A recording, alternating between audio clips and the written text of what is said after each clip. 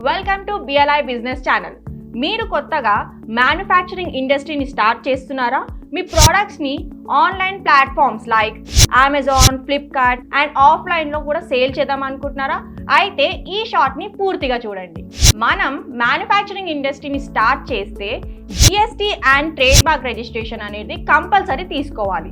And by product వైజ్గా కూడా manufacturing licences అనేవి కూడా తీసుకోవాలి. వీటితో పాటు మ్యాండటరీగా తీసుకోవాల్సిన రిజిస్ట్రేషన్ వచ్చేసి బార్కోడ్ రిజిస్ట్రేషన్.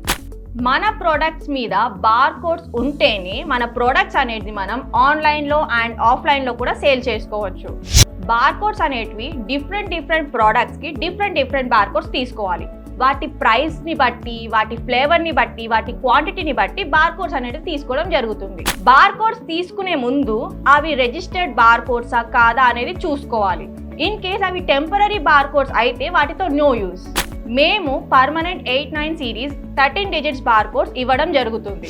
మేము all over India barcode registrations చేయడం జరుగుతుంది. మీకేమైనా రిక్వైర్మెంట్ ఉంటే కింది ఇచ్చిన నెంబర్స్కి కాల్ చేయండి. మా ఎగ్జిక్యూటివ్స్ ద్వారా పూర్తి వివరాలు తెలుసుకోండి. Thank you.